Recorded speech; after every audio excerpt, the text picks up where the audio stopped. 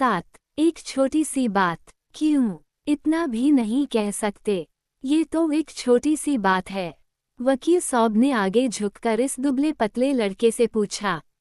जिस तरह सर्फ से धुला हुआ कपड़ा बर्फ सा सफेद दिखाई देता है, उसी तरह बिट्टू का चेहरा भी दिखता था। उसकी कनपटी की लंबी लंबी डोरियां पसीने से बह रही थीं, जिनको वह बार बार हथेलियों से पोंछ रहा था। उस समय उसके किताबी चेहरे को देखकर लग रहा था कि वह थक गया है, चूर चूर हो गया है। फिर भी उसने अपनी आंखें ऊपर उठाईं। उसकी इस तरह की हालत को देखकर वकील सौब डर गए।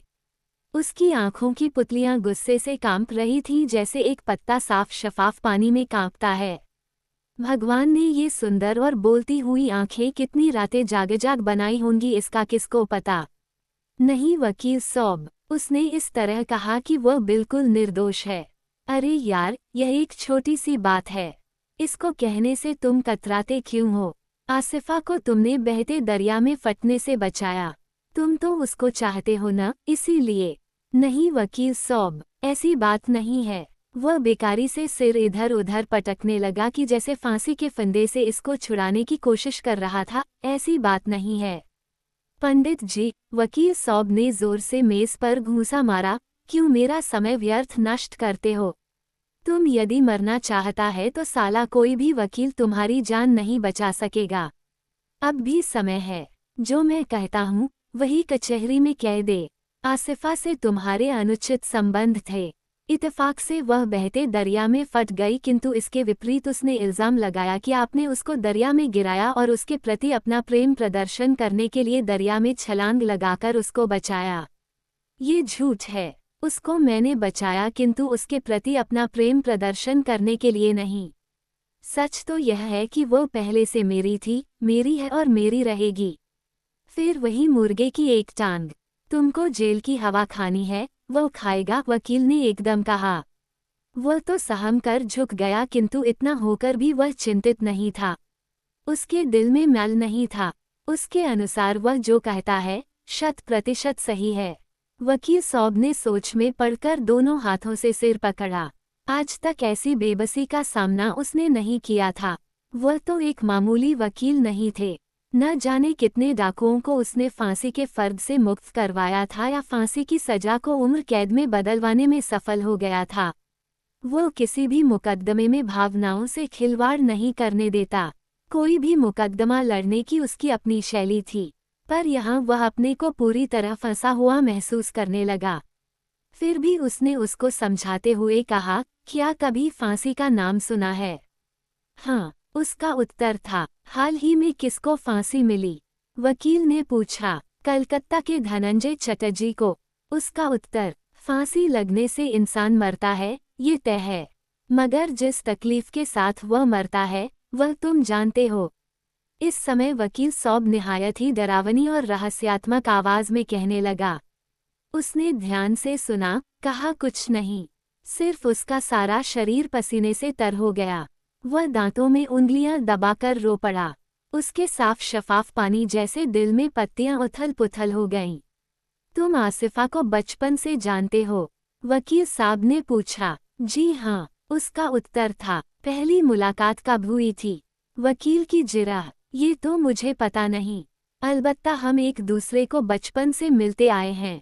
धीरे धीरे जब उसका नर्म बचपन निखर आया तो मुझे लगने लगा कि मैं उसके चेहरे की मासूमियत को चोरी से चुरा रहा हूँ। उसने कहा, तो तुम एक दूसरे को बचपन से जानते थे? वकील ने पूछा। उस समय हम बच्चे थे। जानना चाहना ना कहिए। घड़ी में झगड़ा भी होता था और घड़ी में सुलह भी। अभी गले में बाहें डालते और तभी एक दूसरे के कपड़े फाड़ देते। फिर भी आसिफा तेजाब थी, उसको किसी से नहीं बनती थी। अंत में मेरे पास आती और मैं उसकी चंगेज़ खानी झेलता था। इसके बाद जब वह नर्म पड़ जाती तो मुझे पुकारती और उसकी आवाज़ सुनते ही मैं उसके पास जाता। थोड़ी बड़ी हुई तो अन्य लड़कियों के साथ मिलना जुलना हुआ। जाने क्या बातें करती थी आपस में उनके साथ, मगर मुझ पर वही रौब कायम था। अरे ये छोकरे कितने बदतमीज होते हैं। किसी सुंदर लड़की को देख लिया तो उस पर डोरे डालने में देर नहीं लगती। आसिफा ने उसे कहा और वो समझ गया कि उसके इस तरह कहने का क्या मतलब हो सकता है। फिर भी वह उसको कुछ नहीं कहता। उसका जो कहना हो, उसके अंदाज बदलने में वह माहिर थी। एक दिन उसको साफ साफ कहा, अरे ओ पंडित के बच्चे, अगर तूने मुझसे कभी मोहब्बत की तो पता है क्या होगा। यहाँ हिंदू मुसलमान फसाद भड़केगा, इस बात का ख्याल रखना, समझे। चल हट मेरे सामने से। क्या तुम इस आशा में हो कि मैं तुमसे प्रेम करूंगा? तुम किस दुनिया में रहती हो? मैं पलटवार करता। पाजी, क्या तुमको लगता है कि मैं लंगड़ी हूँ, कानी हूँ, काली कलूटी हूँ कि तू मुझसे प्रेम नहीं करेगा? मुझमें कौन सा ऐब है, बता। इस तरह से वो बिगड़ने लगती। जब मेरी मर्जी होगी तो करूंगा, नहीं तो बिना विवाह किए अपने माँ बाप के घर में सड़ जा। मैं उसको भड़काता, ओह बड़ा आया मर्जी का मालिक, गिर जा इस तेज बहती हुई नदिया में। इसी में तुझको मछलियां और तरह तरह के जल कीट अपना आहार बनाएंगे। उसके स्पष्ट शब्द, जो मुझे कहती हो वह स्वयं किसी न किसी दिन भोगोगी। मैं देखता रहूंगा। मेरा उत्तर, मैं नदी में गिर जाऊंगी और तुम देखते रहोगे। तो थू थू है तेरी मर्दानगी पर। इस तरह से वह उखड़ जाती और उसकी ओर कई दिनों तक नहीं देखती थी। ये देख उसके तन बदन पर आग लग जाती। कुछ दिन इसी तरह बीत जाते किंतु अंत में वह मोम हो जाती। हाय हो, तेरे बिना तो मेरी जीवन का कोई मूल्य है। क्या कभी ऐसा हो सकता है? तेरे बिना मैं जहर खाकर मर जाऊंगा। ये सुनकर उसके चेहरे पर रौनक आ जाती, आंखों में एक तरह की चमक आ जाती। किंतु इसके साथ ही वह दूसरी ओर पलटवार कहकर कहती, खबरदार, जो मेरी ओर इन तृषित आंखों से देखा तो इनको एकदम फोड़ दूंगी। समझे? ये कैसा व्यवहार है? ये तो प्यार नहीं बल्कि मर्द और औरत के बीच एक तरह की भावनाओं का उफान है जो हर पल तरंग मारता है, गोते खाता है। कभी गुस्से में प्यार तो कभी प्यार में गुस्सा, दोनों में मिठास, दोनों में सुख और परस्पर विश्वास। अरे ओ, मैं कपड़ा बदल रही हूँ। इस समय मेरी तन पर कुछ नहीं है। मेरी तरफ न देखना, यदि देखेगा तो झापड़ मारूंगी। मगर उसने पूरी ईमानदारी दिखाई। उसने उसकी तरफ देखा तक नहीं, जैसे वो उसके पास बैठी ही न थी। और जब उसने उस बहते दरिया में पाजेब लगाए घुटने डाले तो उसको लगा कि यह सच ही इसमें फट गई। उसने पानी में कूदकर उसको अपनी दोनों बाहों से पकड़कर इसको किनारे लाया। उस समय उसके सारे कपड़े भीग गए। उसका दिल धक धक कर गया। इसके बाद वो उसकी ओर देखने लगा, किंतु उल्टे में आसिफा ने उसको गालियां दी, कुत्ते, यह क्या नाटक किया तुमने? मैं क्या पानी में डूबने वाली हूँ? यदि मैं डूब जाती तो तुम्हारे हाथ पानी से बाहर निकालने के लिए मेरे तन पर नहीं लगाने चाहिए थे। तू पाजी है। कुछ पल के बाद उसने कह दिया, अरे इस समय तो तेरे हाथ मेरे बदन पर लग गए। वैसे इसकी जरूरत न थी। अब मेरे कपड़े भीग गए, इनको मैं निकाल लूंगी, तुम सुखा लो। ये सुनकर उसके चेहरे पर फिर रौनक आ गई। वो उसकी ओर देखता ही रह गया। भीगे कपड़ों में उसका बदन तो भरा भरा सा दिखता था। तिस पर भी उसके चांद से मुखड़े को देखकर कोई भी जवान दिल धड़क सकता था। खबरदार, मेरी तरफ न देखना। मुझे ये भीगे कपड़े उतारने दे। नए कपड़े पहनने में कुछ मिनट लगेंगे। तब तक मुझसे दूरी रखी, नहीं तो सबों को कहूंगी कि इस बदमाश ने मुझे दरिया के घाट पर नंगा किया। औरत जात के लिए ऐसा कहना फितरत है, और वह भी उस समय जब उसका बदन नए कपड़े से ढकना हो। वो किसी को अपना बदन दिखाने के लिए तैयार नहीं, जबकि पश्चिमी देशों में ऐसी बात नहीं। वो उसके सामने से एक तरफ हटकर उसको बिल्कुल अकेला छोड़ दिया। इसके कुछ पल बाद उसकी समझ में नहीं आया कि यह क्या हो गया। आसमान पर बिजली क्यों कौंधने लगी? आसपास जमीन क्यों धंसने लगी बेतरतीब व बेहिसाब? शायद अब इसलिए कि अब समय आ गया है कि वो इसमें समा जाए। उसने आंखें खोली तो अपने सामने कई लोगों को डंडा लेके देखा और इनकी अगुवाई आसिफा का बाप कर रहा था। यही है वह बदमाश जिसने मेरी बेटी को दरिया में डाला है। इसके भीगे कपड़े इस बात का प्रमाण है। मारो इस साले को। इसके साथ ही उस पर कितने डंडे बरसाए गए, ये तो ऊपर वाला ही जानता है। अलबत्ता उसको यही याद है कि वह अर्धचेतन अवस्था में लेटा था अपने बेड पर। बाद में उसने सुना कि आसिफा के बाप ने उसको तकड़ी मार लगाई थी, बाल पकड़कर उसको घसीटा था और अंत में मकान की एक कोठरी में बंद किया था। इसके बाद तो आसिफा की शादी होने पर तुमने अफसोस किया होगा।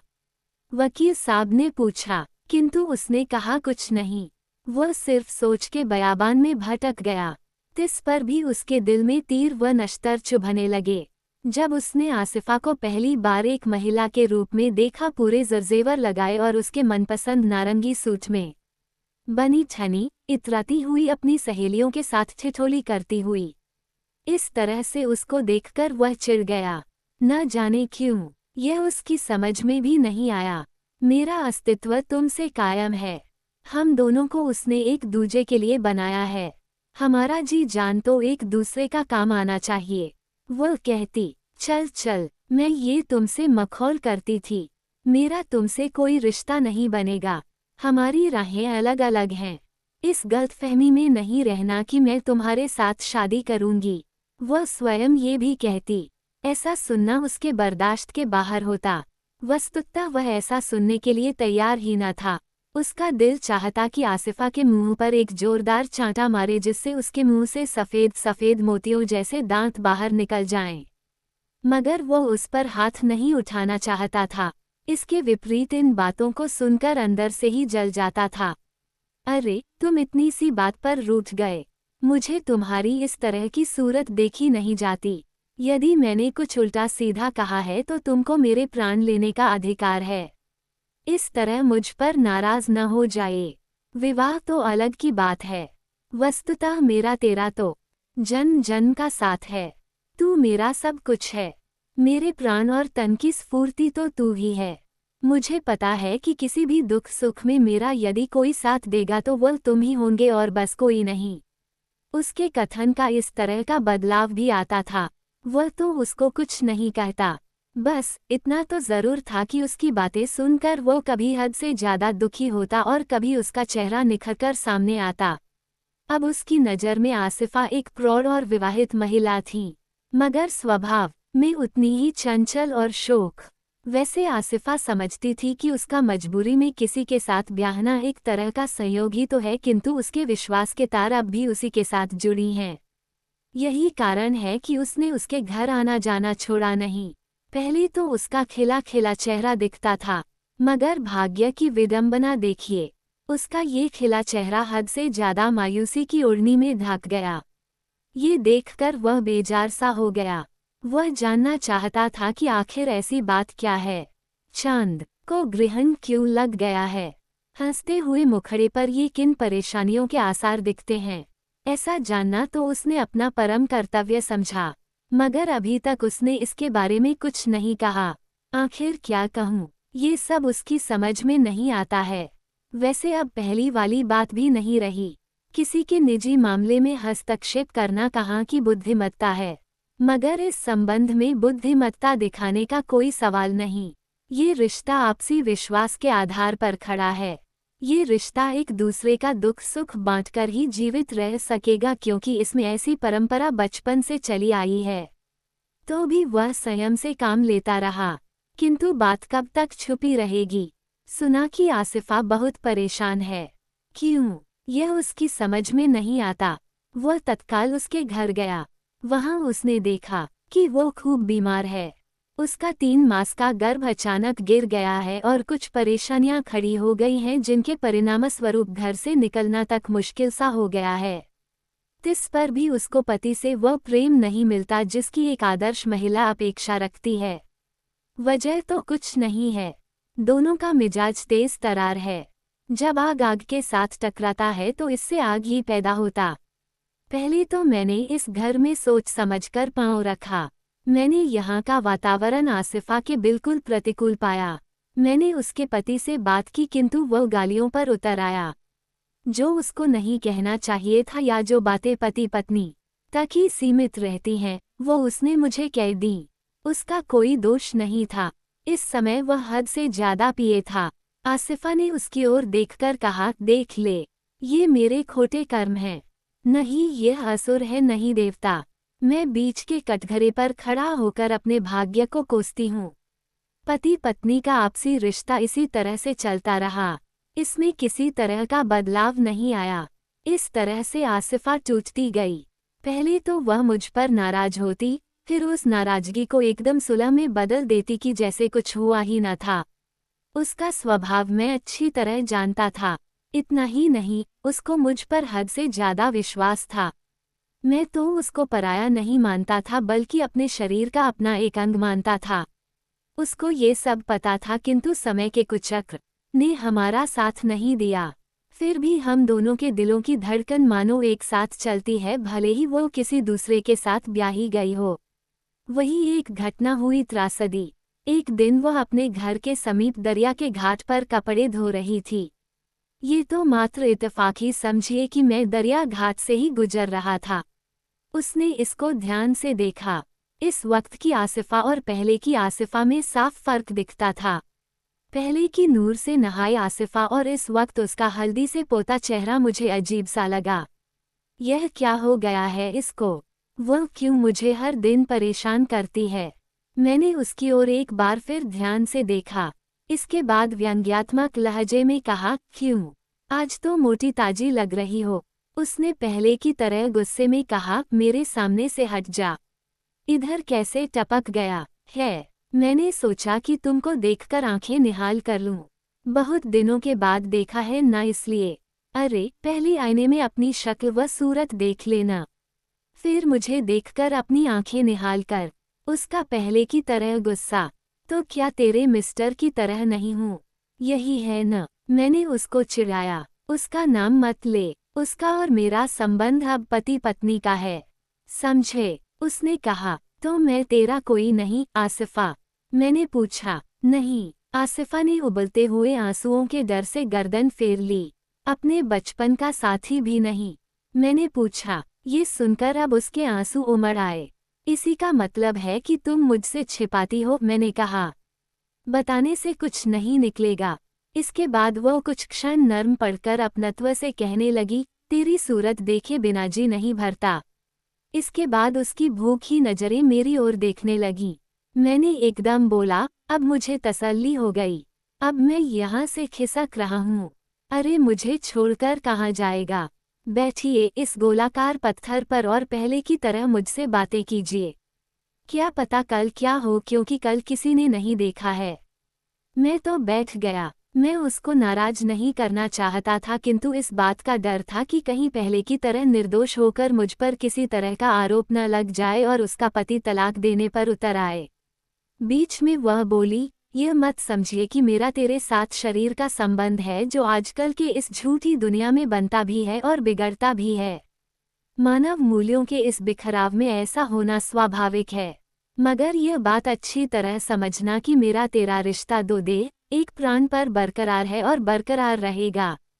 मैं तो कहता गया, किंतु इस एक वाक्य को सुनकर मैंने अपनी गर्दन इधर उधर घुमाई। वकील साहब ने सुना और ठंडी सांस लेकर कहने लगे, तुम तो झूठ मूठ कह रहे हैं।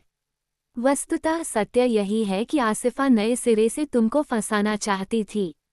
नहीं वकील साहब, ये सत्य नहीं, यह कोरा झूठ है। मैं थक चुका था। फिर क्या सच है? मुझे तो कहीं भी सच्चाई नहीं दिखती। जमाना बदल गया है। पीना पिलाना, अपनाना बिछड़ना और न जाने क्या क्या रंग है हमारे इस समाज में।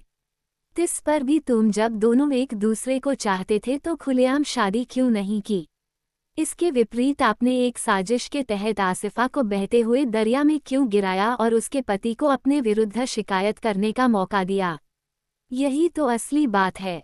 तुमने एक जान मारने की कोशिश की है। तुम तो आरोपी हो। नहीं नहीं वकील साहब, भगवान के वास्ते ऐसा मत कहिए। मैंने उसको नहीं गिराया, बल्कि वह खुद गिर गई। ये कहते हुए उसने अपना सिर दोनों हाथों से पीटा। इस घाट पर दरिया के पानी की बनती मिटती लहरें एक मनोरम दृश्य प्रस्तुत कर रही थीं। यहाँ एक अजीब प्रकार की ठंडक महसूस हो रही थी। पानी के दर्पण से मुझे आसिफा का चेहरा साफ दिखाई दे रहा था। ऐसा लग रहा था कि खुले नीले आकाश में रोटी जैसा चंद्रमा पूर्णिमा के दिन खिलकर सामने आया है। इस समय उसके क्या नूर बरसते थे, उसकी अभिव्यक्ति देना मेरे लिए संभव नहीं। किंतु यह एकदम क्यों हो गया? मुझ पर यह घास क्यों गिर गई? निर्दोष होकर भी मुझ पर यह पहले वाला हादसा क्यों पेश आया? पहले तो आसिफा के पिता ने पकड़ा, किंतु इस समय स्वयं उसके पति ने। कौन हो तुम? यहाँ क्या करता है? उसने कहा। मैंने आसिफा की ओर देखकर कहा, बस यूं ही इसके साथ बात कर रहा था। पराई औरत के साथ इस तरह बातें करना, ये कहाँ की दोस्ती है?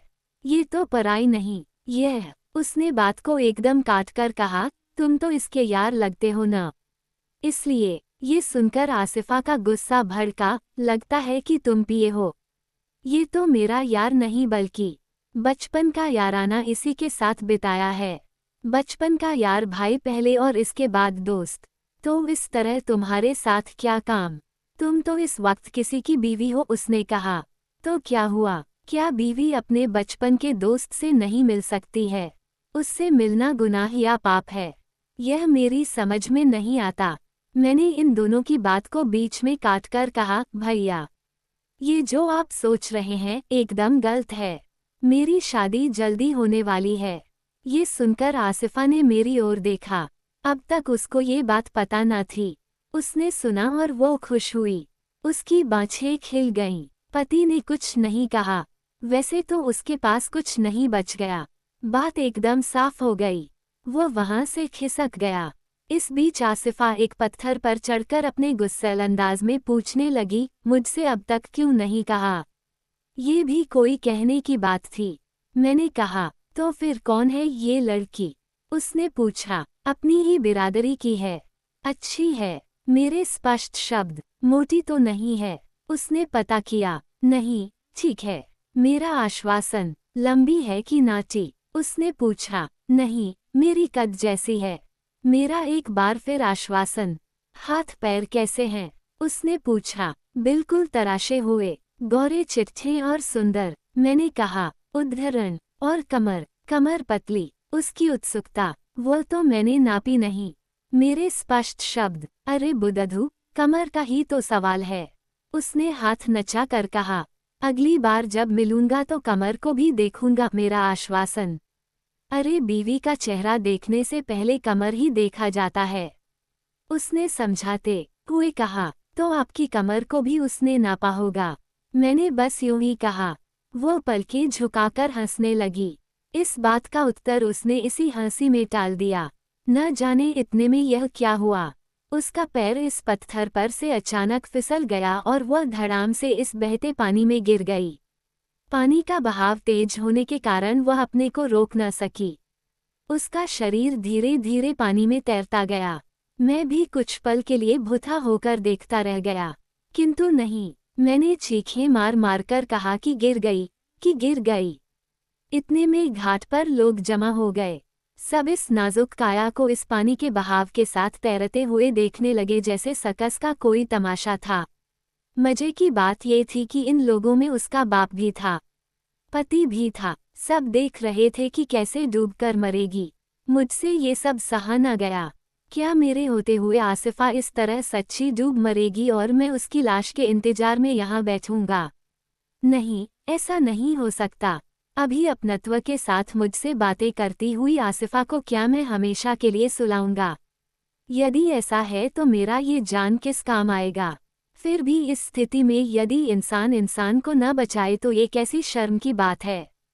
इस बीच आसिफा की काया बीच मंझदार तक पहुंचने ही वाली थी कि मैंने दरिया में छलांग लगाकर हाथ पांव मारे और तैरने लगा।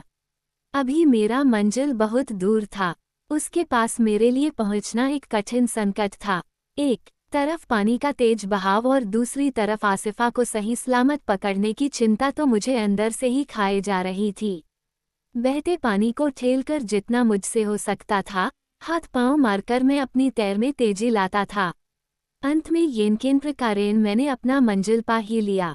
वह बहती थी किंतु मैं उसके समीप पहुंच गया और अंत में मेरे हाथों उसकी चोटी लगी। मैंने उसको दोनों हाथों से पकड़ा और उसका सारा भार अपने पीठ पर लादकर हाथ पांव मारे और ऊपर वाले की दया से घाट तक पहुंचने में सफल हो गया।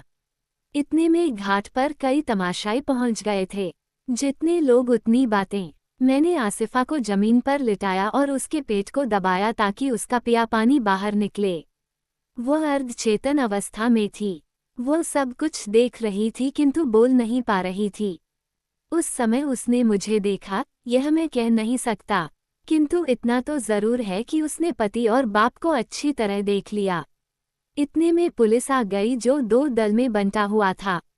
एक दल के साथ आसिफा को अस्पताल भेज दिया गया और दूसरे दल ने मुझे हथकड़ियां पहनाई और थाने ले लिया। हाँ, तो यही बात है। तुम्हारे ऊपर तो केस बनता है जिसमें तुम फंस जाते हो। एक छोटी सी बात है, यदि तुम कचहरी में यही कहोगे तो 100% बचने की संभावना लगती है, नहीं तो तुम्हारे बचने का सवाल ही पैदा नहीं होता। वकील साहब ने कहा। मैंने सिर झुकाया, उसकी बात का कोई उत्तर नहीं दिया।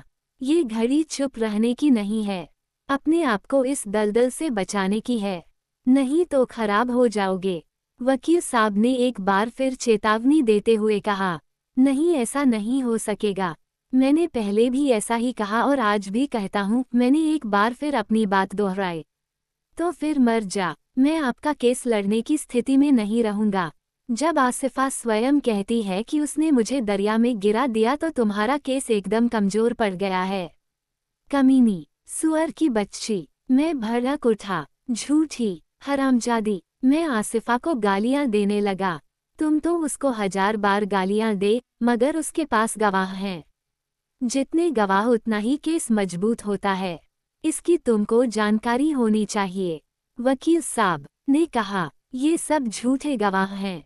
उसके पति के काले करतूत हैं, उसी को मुझ पर शक है। वही मुझे किसी न किसी तरह फंसाना चाहता है। जो भी गवाह उसने लाए हैं वो सब झूठ हैं। मैंने कहा, मगर गवाह तो गवाह हैं। बात कितनी झूठी क्यों न हो, किंतु गवाह झूठ को सच बना देती है और सच को झूठ। यह आप क्यों नहीं समझते? वकील साहब ने कहा। इसके बाद उसने कुछ नहीं कहा। अपने आप से सोचने लगा कि यह कैसा न्याय है। सब लोगों ने देखा कि मैंने अपनी जान हथेली पर रखकर उसको डूबने से बचाया। मैंने उसको एक नया जीवन दान दिया और वह मुझे दोषी मानकर सूली पर चढ़ाने के लिए तत्पर है। ये कैसा न्याय है? ये कैसा इंसाफ है? दिन इसी तरह बीत गए। उसको रोज कोर्ट कचहरी के चक्कर लगते थे। जितने मुंह उतनी बातें सुननी पड़ती थीं। क्या सच्चा और क्या झूठा, इसको गवाहों के आधार पर तोलना। ये तो दूसरी बात है कि गवाह असली नहीं थे बल्कि पैसे देकर गवाह बनाए गए थे। फिर भी मैं आसिफा को पूछना चाहता था कि यदि मैंने तुमको डूबने से बचाया तो इसमें मेरा क्या दोष है? यदि वह नहीं मानेगी तो मैं उसको अपने को दोष मुक्त करने की क्षमा याचना करूंगा, क्योंकि निर्दोष होकर भी मुझे न्याय मिलने की संभावना नहीं लगती है। मैंने आखिर उसके घर जाने का साहस कर ही लिया। अंदर आकर मैंने आसिफा की जोरदार चीखें सुन ही ली। मैं आहिस्ता आहिस्ता सीढ़ियां चढ़ गया। कमरे में आकर मैंने उसको फर्श पर लेटा हुआ पाया। उसके सिर से गाढ़ा गाढ़ा खून छाती की उठान गिरान पर बहता हुआ घुटनों तक टपक रहा था। जहां उसका प्यारा चेहरा नूर बरसते थे, वहीं आज मांस के लोथड़े में बदल गया था। जब वह सहारे के लिए जमीन पकड़ती थी तो वह ऐसा न कर पाती। उसने आखिर फर्श को पकड़ ही लिया, किंतु ये फर्श नहीं था, यह मेरी छाती थी। आखिर यह सब किस लिए था, ये तो पहले मैं जान ना पाया, किंतु बाद में पता चला कि आसिफा अपने पति से कह रही थी कि जो तुम कर रहे हो वह सब झूठ है। इसमें आपका साथ मैं नहीं दे सकती। जाहिल पति ने इसका बदला लेने के लिए निर्दयता से मार मारकर उसका भुरकस निकाला था। मेरे बदन को छूने के बाद आसिफा चैतन्य हो गई और उसने मुझे ये सब कह दिया। 66। एक छोटी सी बात। मैंने इस तरह कहा कि मेरी सांस उलझ गई। वकील साहब को सब कुछ बताकर मैंने उसे साफ साफ और बिना किसी चिंता के कहा, हाँ, मैंने आसिफा को दरिया में जानबूझकर गिरा दिया। वकील साहब की आंखें झुक गईं। कुछ पल के बाद उसने पूछा, तो उसको किसने बचाया? ये भी पूछने की बात है। सबों ने देखा कि उसको मैंने बचाया और उसका पति तमाशा देख रहा था। यही तो मैं आपसे सुनना चाहता था। यही तो आपको कोर्ट कचहरी में कहना है और यही एक छोटी सी बात आपको इस दलदल से निकालेगी। समझे?